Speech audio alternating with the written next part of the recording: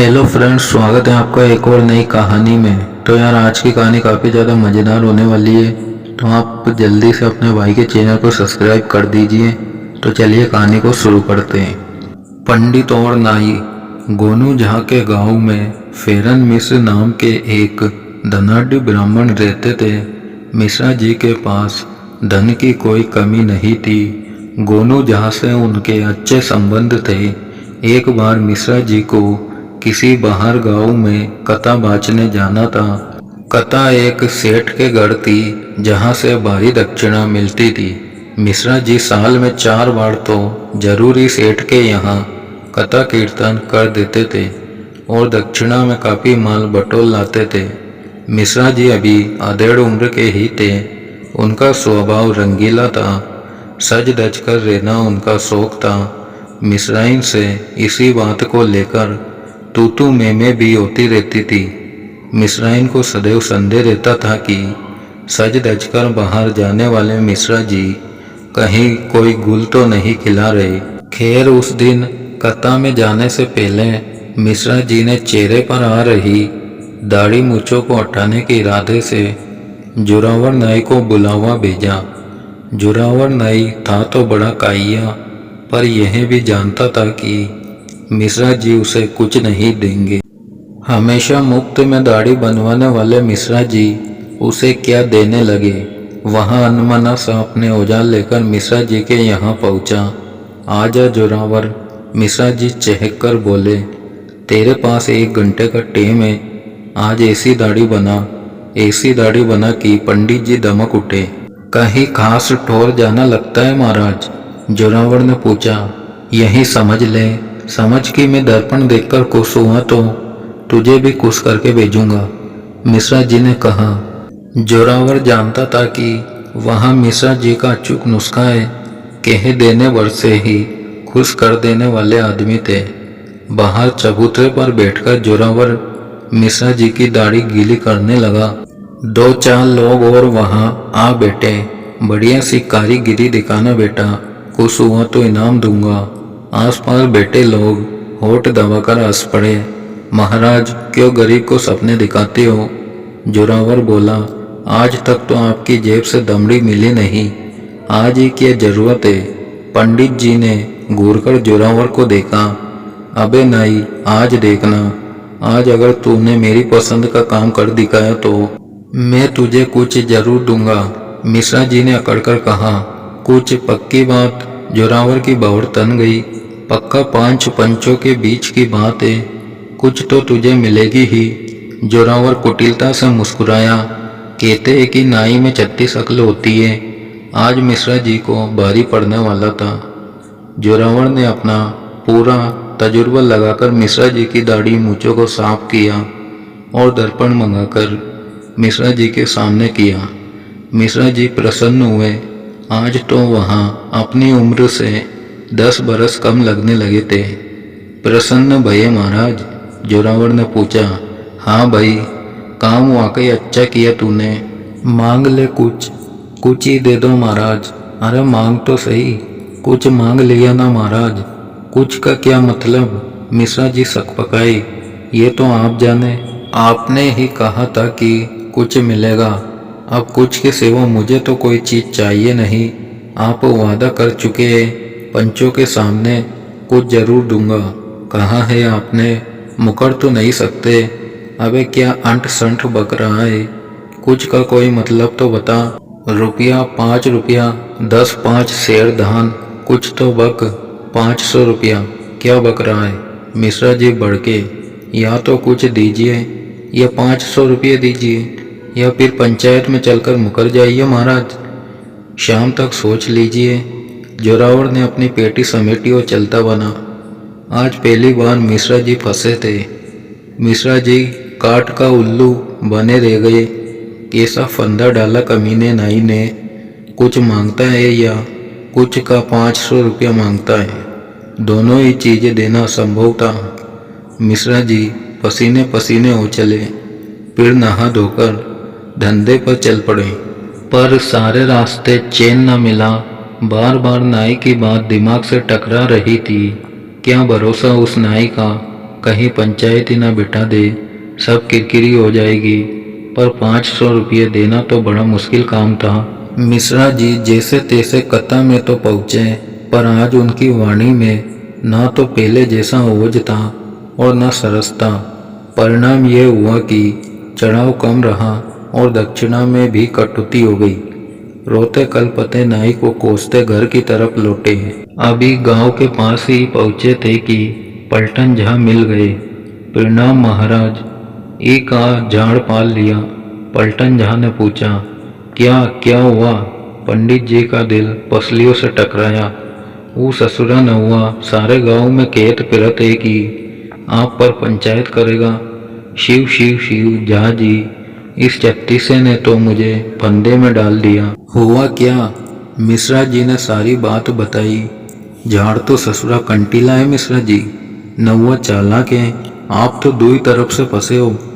पलटन झा ने गंभीर मुद्रा से कहा, अब मैं क्या करूं? 500 रुपया देने होंगे। अरे इतना रुपया मेरे पास कहाँ रखा है?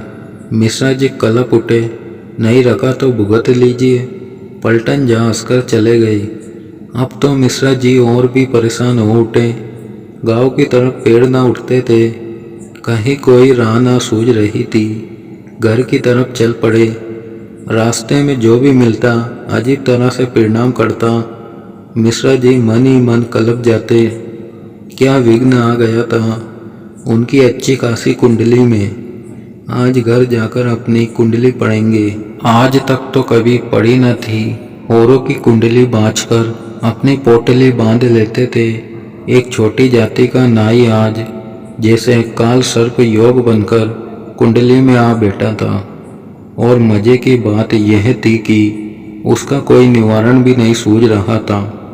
डर यह भी था कि घर पर मिश्राइन की चक चक सुनने को मिलेगी। वहाँ ऐसा सुंदर मौका कहाँ छोड़ने वाली थी। यह सोचकर मिश्रा जी का दिमाग और भी बनना गया।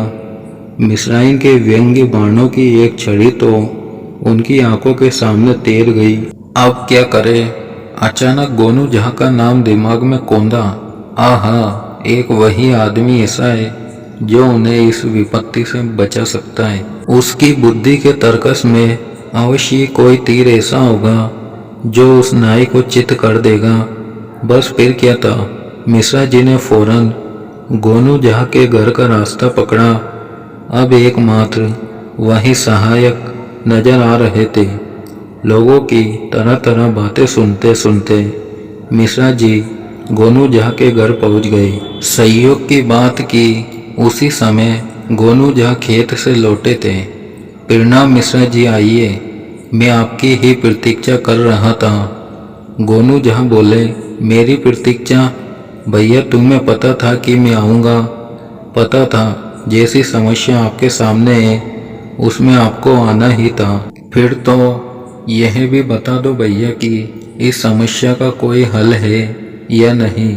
महाराज, आप तो विद्वान हैं, शास्त्र पढ़े हैं आपने, इतना ज्ञान तो आपको होगा ही कि बिना समाधान के समस्या नहीं होती। जिस समस्या का कोई समाधान ना हो तो वहाँ समस्या नहीं बल्कि प्रभु का प्रकोप होता है। यह तो ठीक कहते हो गोनू झा, मैं तुम्हारा बड़ा एहसान मानूंगा यदि तुम मुझे इस मुसीबत से छुटकारा दिला दो। मिश्रा जी गिड़गिड़ा उठे।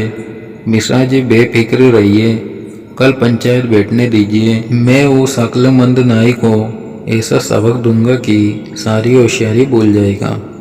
आप जरा भी चिंतित ना हो, आराम से घर जाइए, भोजन करें और आराम करें। आप बस इतना करें, गोनू झा ने समझाया। मिश्रा जी के दिल से जैसे बड़ा बोझ उतर गया। सुबह से पहली बार उन्होंने चैन की सांस ली थी। उन्होंने गोनू झा को धन्यवाद किया और चल पड़े। रास्ते में नाई मिल ही गया। मिश्रा जी मुस्कुराए। हाँ महाराज, क्या विचार बनाया आपने? नाई ने पूछा। विचार क्या, वादा किया है, पंचों के सामने तो निभाना पड़ेगा। तुझे कुछ तो जरूर ही मिलेगा बेटा, तू भी क्या याद करेगा। गोनू झा के घर से आ रहे हैं महाराज, पर मेरे फंदे से वह भी आपको न निकाल सकेंगे। जोरावर चुनौती देने वाले भाव में बोला, बेटा पंचों के सामने वादा किया था और पंचायत में फैसला होगा। मिश्रा जी मुस्कुराकर अपने घर की तरफ चले गए। जोरावर सोच में पड़ गया कि गोनू झा ने क्या सिखा दिया जो मिश्रा जी इतना निर्भय हो गए। सुबह तो वहां उनके तोता उड़ाकर लौटा था, कुछ समझ नहीं आ रहा था। अब रात भर जोरावर न सोया। उसने बहुत दिमाग लगाया कि उसके फंदे का तोड़ क्या हो सकता है। खुद उसे तो कुछ सूझ नहीं रहा था। आखिर सुबह पंचायत बैठ गई। सर्वसम्मति से गोनू झा को सरपंच बनाया गया। पंचों ने मामला सुना। गवाह ने पुष्टि की, मिश्रा और नाई के बीच वही बातें हुई थी। अब या तो मुझे मेरा कुछ दिलाया जाए या मिश्रा जी को दंड के रूप में 500 रुपया देने का आदेश दिया जाए। जोरावर बोला, बात 100% सच है मिश्रा जी। खैर जोरावर, जरा एक गिलास पानी तो ला, बड़ी प्यास लगी है। गोनू झा बोला। जोरावर संकित तो था, पर कुएं से एक गिलास पानी लाकर गोनू झा को थमाया। गोनू झा ने एक घूंट पानी पिया और वापस गिलास नाई को थमाया। अभी पकड़, फिर पीता हूँ। गोनू झा बोले। हाँ तो मिश्रा जी, आपने इसे कुछ देने का वादा किया था जो कि आप नहीं दे पा रहे। सरपंच जी, ऐसा नहीं है, मिश्रा जी ने कहा। जब मैंने वादा किया था तो क्यों व्यवस्था न करता। मैंने कुछ की व्यवस्था कल ही कर ली थी, पर आज सुबह वहाँ मेरी जेब से कहीं गुम हो गया। अब दूसरे कुछ के इंतजाम में समय तो लगेगा ही। कितना समय लगेगा? लगभग 1 माह। क्यों भाई जोरावर, क्या तुम 1 माह प्रतीक्षा कर सकता है? सरपंच जी, हम रियाया है। आज के काम की कीमत महीने भर बाद मिली तो हमारे बच्चे कैसे पलेंगे? जोरावर बोला। बात तेरी भी ठीक है मिश्रा जी, आपने अपना कुछ कहाँ गुम कर दिया? क्या पता, सुबह कुएं पर स्नान करने आया था और दिशा मैदान गया था। फिर तो मिश्रा जी, गोनू झा ने कहा, ला जोरावर पानी दे। जोरावर ने हाथ में थमा गिलास गोनू झा की तरफ बढ़ाया कि ठिठक गया। गिलास के पानी में कुछ गिर गया था। पानी पीने लायक ना रहा था। झा जी, इसमें तो कुछ गिर गया है और भरकर लाता हूँ। वहाँ बोला। अबे क्या गिर गया?